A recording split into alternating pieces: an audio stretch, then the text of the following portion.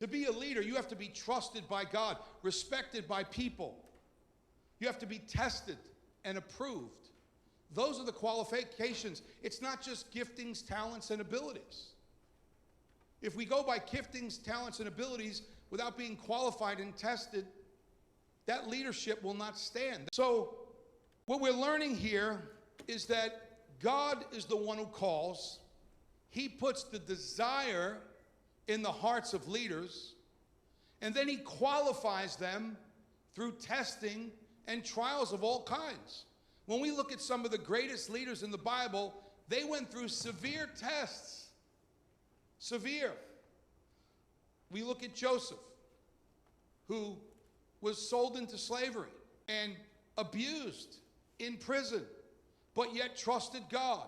And through that experience of testing and trials, because he depended on God, stood on God's word, and didn't react to how he was being treated, but behaved the way God intended him to live, after years, 14 to 16 years of being tested in prison and mistreated, he was brought into a position second only to Pharaoh. Not only to save his family, but to save God's people. There was a great test before there was a great reward. See, character had to be developed. Character had to be learned. We see the same thing with Moses. What do we learn about Moses?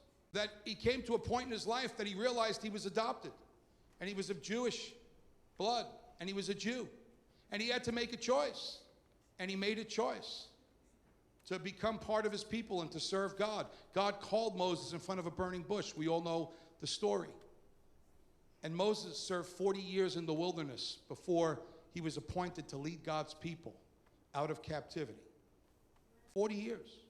To much is given, much is required.